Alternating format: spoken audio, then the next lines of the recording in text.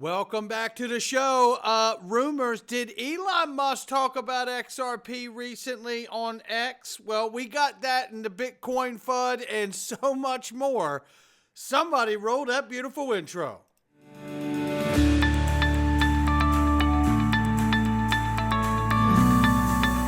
Digital Perspectives with Brad Kimes. Come on in.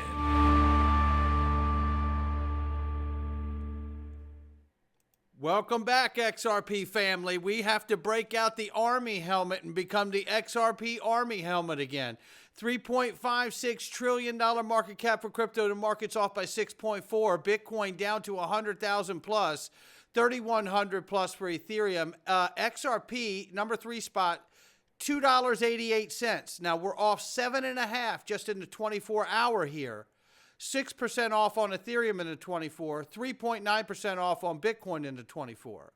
On the 7-day, Bitcoin's off 6.6, Ethereum's off 7%, XRP's off 12.4. Keeping an eye on it. It's the whole market bleeding right now, and I can't tell you why, but we're ranging between 271 and 313, and yes, I bought the dip, not financial advice. Yes, I did. I can never guess the bottom, so I just buy the dips. That's how I do it. You don't have to. But I don't know anybody who can really predict the bottom, and I've seen plenty of times when the bottom never comes, and then the people on the sideline waiting for the bottom never got a chance to get any more. But people who dollar cost average continually get more because they just worry about dips, not bottoms. All right, we start right here. There was this right here. Did Elon talk about XRP yesterday? It says on Grok here, yes, Elon Musk briefly mentioned XRP on January 26th. He tweeted about his trading strategy for XRP, but the tweet was quickly deleted, leading to speculation about whether it was an error, a test, or a hint of future developments for XRP. This action was stirred significant interest and discussion within the cryptocurrency community. Can you find a copy of this post? It says, unfortunately, the exact content of Elon Musk's tweet regarding XRP yesterday is not available because the post was deleted shortly after it was published. So there you have that. Now, with that being said, I do remember this because I asked Grok if that happened, and Grok is now saying to me, it didn't happen. So I don't know what to make of it. But this is the only time I've heard Elon talk about XRP is when he was asked about it recently, just this last October. Given how punitive the SEC has been towards crypto under this administration, do you envision the XRP ledger being incorporated into the financial institutions in the future? Well, I certainly cannot speak to any specific crypto, but you know, I do think that the sort of cryptocurrency is an interesting and probably valuable bulwark against a centralized control. So, you know, this is definitely not an endorsement or lack of endorsement for XRP, but I do think crypto, by its very nature, it helps with individual freedom. There you go. So that's what I know to date. All right, now let's move on to this. An executive order was recently signed last week banning central bank digital currencies in the U.S. and ordering the formation of a presidential working group to come up with regulatory framework for digital assets. Pro-crypto acting chairs put in place at the SEC and CFTC. The SEC repealed the SAB 121. The SEC launched its own crypto task force. More than a dozen new filings of prospective filings for crypto ETFs announced. Debanking investigation hearings announced in the Senate and the House. Trump and Melania launched meme coins, and I'm probably missing some things. Shout out to Eleanor Terrett. The one big thing that she missed, and I almost wonder if she did it to avoid the heat going on out here around it. I said, oh, and the executive order also called to evaluate the possible creation of a digital asset strategic reserve stockpile for the United States. And it really has set Bitcoin Maxis in a tailspin because they don't want any other assets to be considered in a strategic reserve. Everyone should be asking the same question. Why are the silly Maxis so scared of other assets like XRP? Lock in. Here's one of the scaredy cats, Pierre Rochard here, Bitcoin Maxi. He says, it's time for a cleanup. Let's blacklist Ripple. Oh, okay. Almost 15 years of building market infrastructure for the financial system globally. And old Pierre here is going to take to X and knock it all down like a house of cards. Oh, God bless his pointed head. Oh, boy. And then here's Corey Clipston. I don't know what's going on. Bitcoin only or no stockpile. Pass it on. What happened to down with Wall Street, down with the banks, down with the U.S. dollar? That's how I met the Honorable Christian Carlo in 2019. We both were in agreement that there was this giant burning, this giant banner hanging from the ceiling in Miami at the Bitcoin conference of a burning dollar, down with the dollar. And both him and I agreed, and he actually turned and he pointed at it and he said, they need to take that effing sign down. And I said, I couldn't agree with you more. That is not the way forward. All that's doing is putting a bullseye on your back. Remember, Bitcoin Maxis didn't want to be in the system. The white paper even says it. Now they all cheer that Wall Street is hijacking their precious little Bitcoin, and they only want a strategic reserve for themselves inside the very system they claim to want torn down. What a very afflicted bunch of people. I actually equate Jack Mallers here and the old Pierre Rochard as Toys R Us kids. I don't want to grow up. I'm a Bitcoin kid. If your technology's solid, why would you ever even care? It's because deep down, whether they can actually vocalize this in a room is another question, but I know this much. I know that there is a real problem with the tech compared to other tech out here. And I think deep down, that's where that rooted fear is coming from. The numbers don't lie. Shout out to Matt Hamilton for this one. Interesting.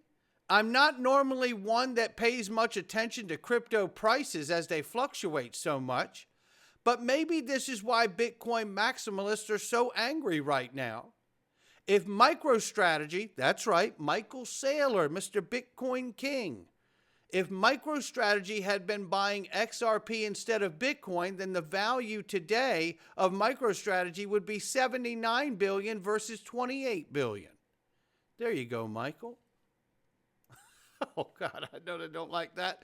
And I cannot speak for Brad Garlinghouse, but I can't help but feel that this is his sarcastic tweet after seeing the attacks from Bitcoin Maxis over the weekend.